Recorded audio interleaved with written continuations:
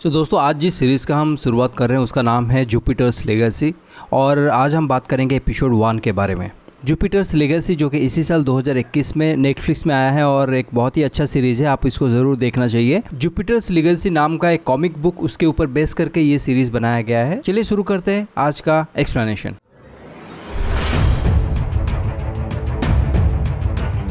तो एपिसोड 1 के शुरुआत में हम ये देखते हैं कि 3 छोटे छोटे बच्चे जो कि छोटे छोटे सुपर हीरोज़ होते हैं वो खेल रहे होते हैं और कोई एक छोटे सी चीज़ को लेकर उन लोगों के बीच झगड़ा हो जाता है और उससे गुस्सा होकर क्लोई सैमसन नाम की एक बच्ची जो वहाँ पे होती है वो अपने सुपर पावर को यूज़ करके अगले बच्चे को हर्ट करती है। इसके बाद हम देखते हैं कि क्लोई के जो पिता है शेल्डन सैमसन और जिनका सुपर हीरो नाम है द यूटोपियन, क्योंकि उसके फादर एक सुपर हीरो होते हैं, वो आके वहाँ पे पहुँचते हैं और वो क्लोई को और उनके साथ क्लोई का जो भाई होता है उनका बेटा ब्रैंडन, उन दोनों को ही समझाते हैं और क्लोई को ये वार्निंग भी देते हैं कि इस तरह के सुपर पावर यूज़ करके किसी को हर्ट करना गलत है। और ये समझाने के बाद शेल्डन उन दोनों को आइसक्रीम खिलाने लेके जाना चाहते हैं, पर शहर में कहीं पे कुछ मुसीबत आ जाता है या कहीं पे कुछ इशू झगड़ा वगड़ा होता रहता है, तो इनको उनके सुपर पावर कान से सुनाई देता है और वहाँ से इन लोगों को छोड़ के चले जाते हैं, जिससे कि क्लोई थोड़ा अपसेट हो जाती है।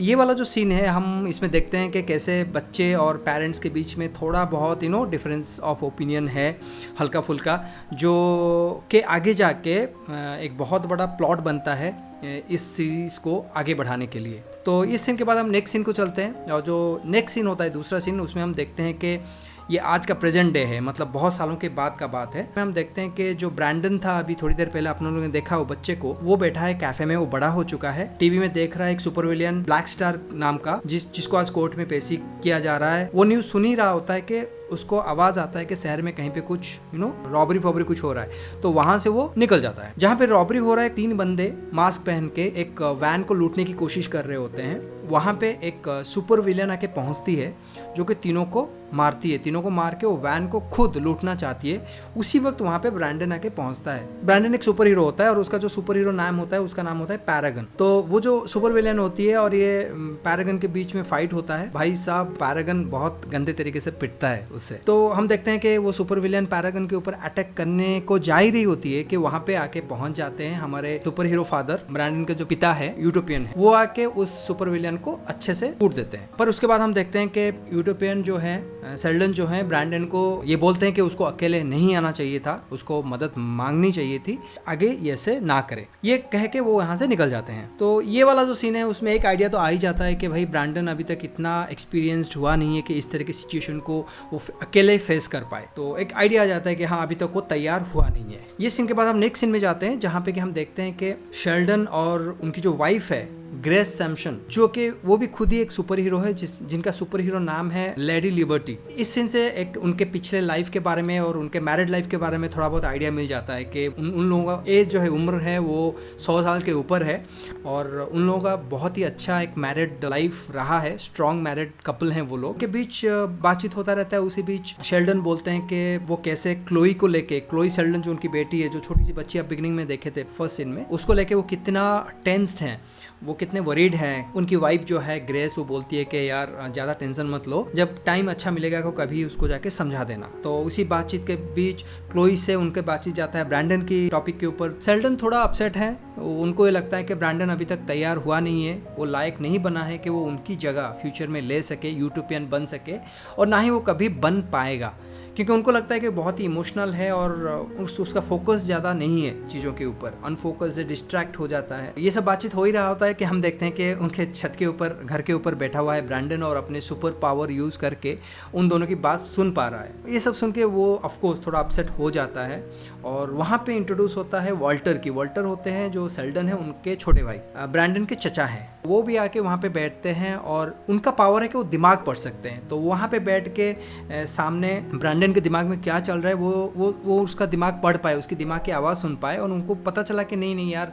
ब्रैंडन अपसेट है क्योंकि उसके पिताजी ये बोल रहे हैं, फादर ये बोल रहे हैं। इस सीन में हम 2 नए कैरेक्टर को देखते हैं, जैसे कि ग्रेस सैमसन हो और वॉल्टर हो। पर इस सीन से एक चीज़ पता चलता है कि जो ओल्ड जनरेशन है और जो नया जनरेशन है उनके बीच कितना बड़ा गैप है एक्सपेक्टेशन वाइज, क्योंकि यहाँ पे जो फादर है उनका एक्सपेक्टेशन बच्चों से कुछ अलग है, बच्चों का अपने आइडियोलॉजी, उनके स्टैंडर्ड्स कुछ अलग है। तो ये गैप आप इस सीन में देख सकते हैं। तो भाई जब ये सीन तो खत्म हो गया, हम चलते हैं नेक्स्ट सीन को।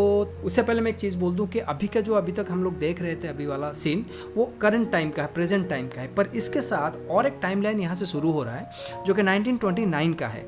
और पूरा सीरीज एंड तक हम लोग 2 टाइमलाइन में पूरा सीरीज को देखेंगे, एक 1929-30 के टाइम में क्या हो रहा था और आज के टाइम में क्या हो रहा है। अच्छा, 1929 का जो सीन है वहाँ पे शेल्डन है, वॉल्टर है, ये सब वहाँ पे हैं, पर उन लोगों के पास सुपर पावर आया नहीं है। वो टाइमलाइन में हम देखेंगे 1929 पे, वहां से हम देखेंगे कि उन लोगों को सुपर पावर कैसे मिलता है और क्या क्या होता है, उनका हिस्ट्री क्या है, वो लोग कैसे सुपर हीरोज बने। तो अभी चलते हैं 1929 वाले टाइमलाइन को। 1929 में दिखाता है कि शेल्डन अपने फैक्ट्री ऑफिस में जाते हैं जहाँ पे उनके पिताजी हैं और उनके भाई वॉल्टर है। वॉल्टर वहाँ पे उन लोगों को बोलता है कि अभी कंपनी का एक्सपेंशन जो किया जा रहा है वो गलत है, वो नहीं होना चाहिए, खतरा है। पर उसके अगेंस्ट में शेल्डन और उनके पिताजी सपोर्ट करते हैं कंपनी के एक्सपेंशन को, और उनको लगता है कि ये उनके फैमिली और दूसरे लोगों के लिए, देश के लिए बहुत ही अच्छा डिसीजन है। बस हम लोग वो चीज वहाँ पे देखते हैं कि किस तरह से वो लोगों का लाइफस्टाइल तब 1929 में था। तो ये सीन वहाँ पे खत्म हुआ। फिर नेक्स्ट सीन में हम आ जाते हैं प्रेजेंट टाइम को, और यहाँ पे देखते हैं कि शेल्डन, वॉल्टर, ग्रेस और ब्रैंडन एक डिनर टेबल में बैठे हुए हैं, और उसी वक्त क्लोई, शेल्डन की बेटी है, वो पूरा दारू मार के एकदम से घर के अंदर आती है और वो भी उनको ज्वाइन करती है। पर वहाँ पे बातचीत से क्लियर कट एक पता चलता है कि भाई शेल्डन और उनके बेटी क्लोई के बीच एक डिफरेंस ऑफ ओपिनियन, पूरा अलग ही वो लोग हैं, और उनके बीच ना एक टेंशन चल रहा होता है। तो क्लोई जो होती है वो एक तरह से मॉडल है जो कि मैगजीन्स के लिए फोटोशूट करवाती है।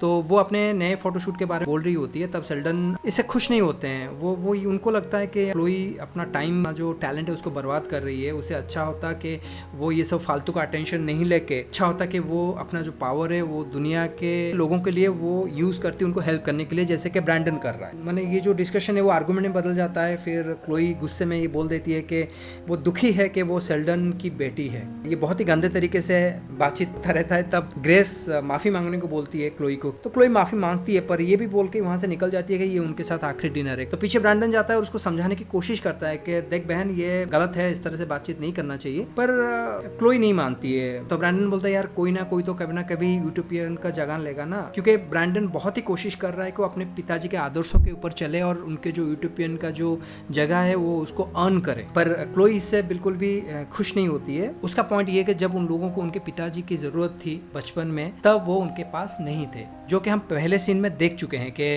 दोनों बच्चों को आइसक्रीम खिलाने के लिए लेके जाना चाहते थे, बट उनको काम आया तो उनको छोड़ के निकल गए। तो वहां से हमको हिंट मिल चुका था, जो कि यहाँ पे प्रूफ हो गया कि हाँ, ये बचपन में जो शेल्डन है वो अपने काम में था और उनके बच्चे उनको मिस करते थे, जिसका गुस्सा है क्लोई का अभी निकल रहा है इस तरह से। और क्लोई ये नाखुश भी होती है कि यार ये सब पिताजी ने हमारे साथ किया और तुम फालतू में उनके सपोर्ट ले रहे हो, तुम गलत हो। ये क्लोई उसको समझाने की कोशिश करती है और वहां से निकल जाती है। तो ये जो सीन है ना, यहाँ से क्लियर कट पता चलता है कि भाई इनका जो फैमिली है ना वो बिल्कुल भी सिंपल फैमिली नहीं है, उसमें बहुत सारे पंगे हैं, बहुत सारे इश्यूज है। तो यहाँ से पता चल जाता है कि फैमिली किस तरह से आगे बढ़ रहा है। तो इससे जो अगला सीन है वो फिर हम वापस चलते हैं 1929 को, जहाँ पे कि अमेरिका में जो स्टॉक मार्केट वो क्रैश कर जाता है। शेल्डन और उनके फैमिली बिजनेस जो था वो भी इससे अफेक्ट हुआ और सब पानिक मचा हुआ है, हर तरफ लोग घबराए हुए हैं, डरे हुए हैं। तब वॉल्टर शेल्डन को उसके ऑफिस में ये बोलता है कि मैंने बोला था कि हमें एक्सपेंशन नहीं करना चाहिए, हम फंस जाएंगे, देखो आज वही हो गया कि हम लोग फंस रहे हैं। ये सब डिस्कशन आर्गुमेंट चल ही रहा था। तो उनके जो पिताजी हैं वो छत के ऊपर खड़े हुए थे, जहाँ पे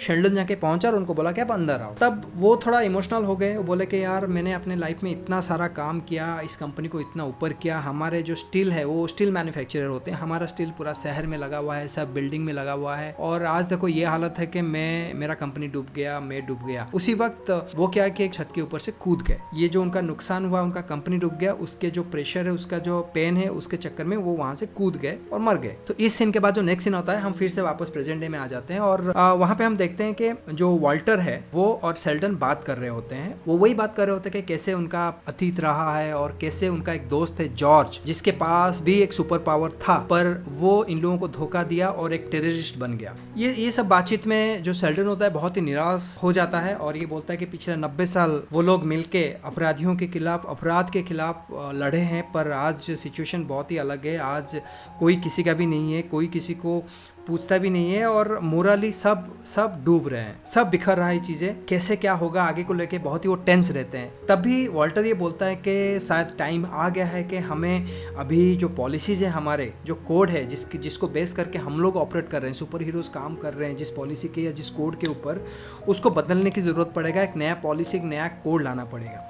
ये सुनने के बाद ना सेल्डन थोड़ा अपसेट हो जाते हैं, इरिटेट हो जाते हैं, एक्चुअली गुस्सा हो जाते हैं और ये बोलते हैं कि यार ये कोड चेंज करने के बाद बारे में क्यों बात बार बार उठता है। कोड में एक पॉलिसी होता है कि यार आप किसी को मार नहीं सकते हो, सुपर विलियन हो कुछ भी हो, आप कुछ भी हो जाए आप किसी को मारोगे नहीं, जान नहीं लोगे किसी का। तो ऐसे बहुत सारे कोड में इश्यूज हैं जिसको आजकल के जनरेशन पसंद नहीं करते हैं। आजकल सुपर विलियन बहुत ज़्यादा आ रहे हैं। इस सब को लेके एक डिफरेंस ऑफ ओपिनियन तो है। तो सेल्डन इसको लेके थोड़ा अपसेट हो गया और ये बोले कि हमें कुछ भी हो जाए कोड को बदलना नहीं चाहिए। तो वॉल्टर ये बोलते हैं कि यार जब सेकेंड वर्ल्ड वॉर हुआ तब हमें इंटरफेयर करना चाहिए था सुपर हीरोज़ का। तो उनके हिसाब से super heroes actually second world war के टाइम में कोई भी इंटरफेयर नहीं किए थे। शेल्डन ये बोलते हैं कि उनके कोड के हिसाब से दो चीज़ें, आप किसी का जान नहीं लोगे और पॉलिटिकली कुछ भी इंटरफेयर करोगे नहीं। तो हम लोग वार में इसलिए नहीं घुसे क्योंकि जो भी होना चाहिए वही होगा। अगर हम लोग घुस जाएंगे, सुपर हीरोज इंटरफेयर करते तो अननेचुरल होता और फ्री विल खत्म हो जाता, बायस्ड हो जाता। इसलिए हमें नहीं घुसना चाहिए कोई पॉलिटिकल एक्टिविटीज में। और वॉर एक पॉलिटिकल एक्टिविटीज है जिससे कि वॉल्टर सहमत नहीं होते हैं। तो उनके बीच ये डिफरेंस ऑफ ओपिनियन आप देख सकते हैं और ये बहुत ही इंटरेस्टिंग पार्ट है जहाँ पे आपको पता चलेगा कि इतना बड़ा एक कोड जिसको बेस करके इनका पूरा ऑपरेशन है उसको क्वेश्चन किया जा रहा है। तो it's a very interesting part of the whole story और इसको लेके आगे बहुत सारा प्लॉट ट्विस्ट ये सब आएंगे। तो इसके बाद जो अगले वाला सीन है वो एक अलग ही सीन है, वो एक एक्शन सीन आ जाता है जिसमें कि हम देखते हैं कि कोर ग्रुप है सुपर हीरोज का, वो ब्लैक स्टार के साथ फाइट कर रहे होते हैं। फाइट दूसरे जगह पे हो रहा है और एक जगह पे ब्रिक्स और रूबी रेड नाम के दो सुपर हीरोज जो कि नए जनरेशन के हैं, वो लोग वेट किए हैं कि यार हम लोग बाद में जाएंगे और फोटो खिंचवाएंगे, वहाँ पे फाइट खत्म हो जाने दो। तो उसी वक्त वो वाला जो फाइट उधर से हो रहा था वो इनके पास आ गया। मतलब जो ब्लैक स्टार है वो और यूटोपियन वो दोनों फाइट करके इस जगह पे आ गए और यहाँ पे फाइट चला। और उनके फाइट में बाकी जितने सारे सुपर हीरोज हैं जो कि ब्रैंडन है, वॉल्टर है, ग्रेस है, शेल्डन है, बेरी, ब्रिक्स, रूबी, ये सब मिलके वहाँ पे फाइट कर रहे थे। तो वहाँ पे बेरी बोल के एक सुपर हीरो और एक उसकी दोस्त, वो दोनों मारे गए। ब्लैक स्टार जो है कि यूटोपियन को भी ऊपर भारी पड़ रहा था और बीच में ना वॉल्टर था वो ब्लैक स्टार के दिमाग के अंदर घुस गया, उसको कंट्रोल कर रहा था, पर बाद में फिर से वो उसके कंट्रोल से निकल आया, बहुत ही भयंकर तरीके से यूटोपियन को मारने लगा। और बस कुछ ही देर में वो अपने आप न्यूक्लियर ब्लास्ट करने जा रहा था जिससे कि वो अपने को भी मारेगा, सारे सुपर हीरोज को भी मारेगा और ये शहर के आधे शहर को भी नष्ट कर देगा। उसी वक्त जो ब्रैंडन है जो कि पैरागन है वो अपने सुपर पंच से उस विलियन को, सुपर विलियन को मार देता है। वो मार देता है तो खुशी की बात होना चाहिए, पर इससे उसके पिताजी जो है शेल्डन, यूटोपियन, वो खुश नहीं होते हैं। उनका बोलना है कि ये कोड के अगेंस्ट में तुम्हें किसे मारना नहीं चाहिए था। पर वो ब्रैंडन समझाने की कोशिश करता है कि देखिए पिताजी, अगर मैं ये नहीं करता, ये फट जाता, हम तो सब मरते मरते, पर आधा शहर नष्ट हो जाता, बहुत सारे लाखों लोग यहाँ पे मर जाते, इसलिए मुझे करना पड़ा। पर इससे शेल्डन बिल्कुल भी कन्विंस नहीं होते। उनके हिसाब से ये एक सहज ईजी रास्ता है और हम लोग सुपर हीरोज हैं और हम लोग को इजी रास्ता नहीं, सही रास्ता चुनना चाहिए। ये सब उनके बीच में डिस्कशन और डिफरेंस ऑफ ओपिनियन हो रहा था। पर भाई साहब यहाँ पे खत्म नहीं होता इनका इशू अभी तो और एक शुरू हो गया। वो इशू क्या है? वो ये है कि हम लोग नेक्स्ट सीन में देखते हैं कि जो सुपर विलियन को उसने मारा था वो एक टेबल में रखा हुआ है, उसका मुंह पूरा बिगड़ चुका है, उसका मुंह है नहीं इनफैक्ट, और ये लोग सारे सुपर हीरो उसी रूम में बैठे हुए हैं। उधर से जो सुपर विलियन है ब्लैक स्टार, वो उधर से चल के आता है, बंधा हुआ होता है। नीचे जो सोया हुआ था एक लाश जो कि और एक ब्लैक स्टार का था, उसको देख के बोलता है ये क्या है? तो यूटोपियन बोलता है ये तुम्हारी तरह ही दिख रहा है। और यहाँ पे ये एपिसोड खत्म होता है। पर ये सीन से एक चीज तो पता चलता है कि यार ब्लैक स्टार जो मरा है वो ओरिजिनल ब्लैक स्टार नहीं है, वो कोई और है। तो ये एक बहुत ही अच्छा ट्विस्ट में एंड किया कि भाई साहब ये है कौन, कहाँ से आया, और ब्लैक स्टार की तरह लड़ भी रहा था। ही इज आज पावरफुल आज रियल ब्लैक स्टार, पर पता नहीं कौन है, कैसा है, वो जिसको हम अगले एपिसोड में देखेंगे। और यहाँ पे और एक टाइमलाइन है जो कि पिछला टाइमलाइन है 1929 का, जहाँ पे हम देखेंगे कि वो लोग सुपर हीरोज कैसे बने। ये दोनों टाइमलाइन को लेके हम लोग आगे बढ़ेंगे। तो भाई आज का एपिसोड यहीं पे खत्म होता है। ये वीडियो अच्छा लगा तो आप नीचे लाइक बटन को क्लिक कर दीजिए, नया चैनल है सब्सक्राइब कर दीजिएगा और कमेंट बॉक्स में जरूर लिखिएगा कि ये एपिसोड कैसा लगा और आपको आगे कौन कौन से सीरीज या मूवीज के बारे में देखना है। तो गाइज आज का वीडियो यहीं तक था, मिलते हैं अगले वीडियो में। तब तक stay safe, stay happy and अपना ख्याल रखिएगा। Bye bye.